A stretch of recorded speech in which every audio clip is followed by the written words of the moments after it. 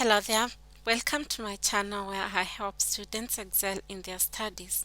In today's video, I am going to dive into a specific question from David Muller's set book Inheritance that many students have been struggling with. I'll break it down, analyze the text, provide tips and points to help you understand and answer the question with confidence. So grab your set book for reference and a notebook for putting down some notes, and let's get started. We have the question here. Corruption always catches up with those involved and ends up embarrassing them. Using illustrations from David Muller's play Inheritance, write an essay in support of this statement. The question is very clear. It is about corruption and what corruption does to those who are involved in it. How embarrassing is this? Let's see from David Muller's Inheritance.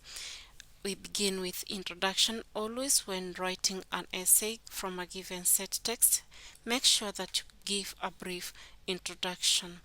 Sometimes people who are corrupt are socially accepted, respected, and even feared in the society. It is rather sad when a society becomes so corrupt that nobody feels embarrassed.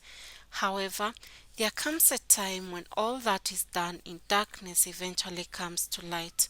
In David Muller's play Inheritance, leader Lacuna Casor's fraudulent activities in Kutula Republic come to haunt him, and his deceitful nature leaves him with an egg on face. Now, after the introduction, now you go to the body where you give your points. Like in our case, we are going to give let's say 4 points, but in this question it has like more than enough points. We are going to talk about embezzlement of funds, extravagance, assassinations, misappropriation. You can also incorporate immorality and favorism. Let's begin with our first point.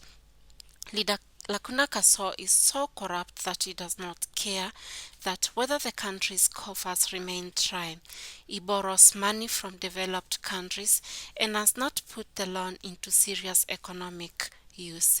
He borrows in the name of his country, and we are told he banks the same loan in his own personal account. Robert says this bunch of borrowers are liars to boot. Borrow in their people's names and bank it in their individual accounts with the same bank that lent them. Lacuna Casor's schemes come to light, and his financiers are able to point out. You can go in your set book on page 61 and read further on this. Our second point, Lacuna Casor spends an enormous amount of money on unnecessary celebrations. We are told he treats his friends and confidants with imported beer, whiskies, and beverages. He does not purchase goods in his own country, but instead he imports all that he consumes.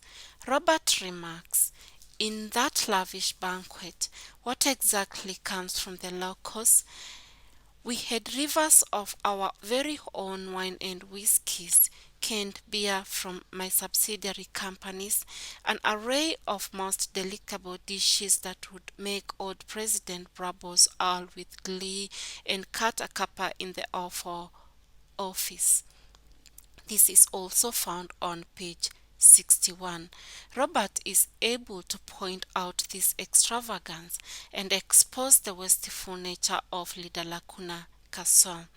Jumping on to our next point, Lacuna Casor was duped by the colonial masters to poison his father. His late father was a stumbling block in imperialist efforts to exploit the natural resources in Kutula.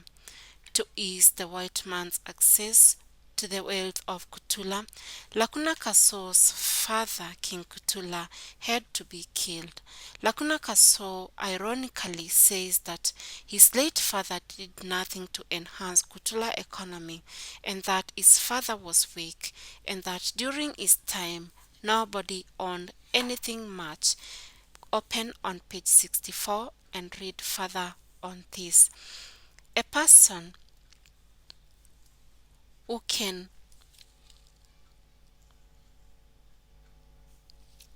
conspire to kill his own father is evil and cursed.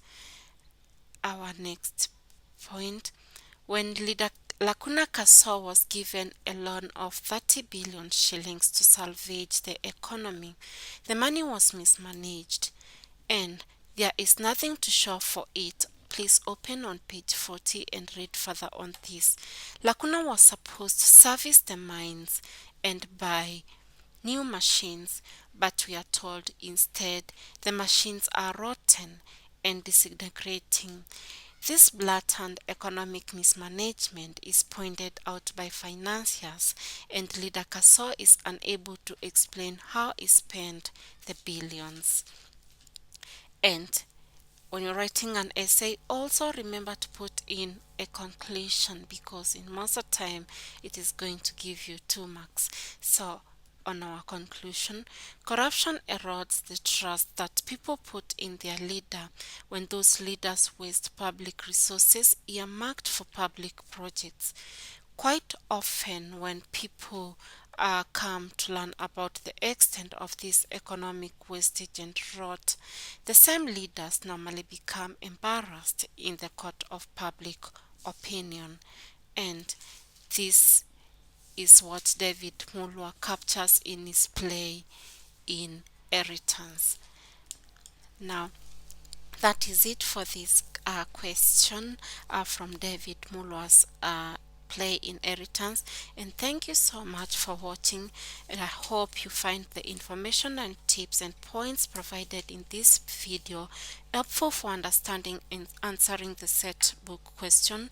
Please don't forget to check out other videos on my channel, and if you have any other questions or topics you'd like me to cover, let me know in the comments section below. And don't forget to subscribe and also share the link to my YouTube channel and hit the bell icon to be notified when I release new videos.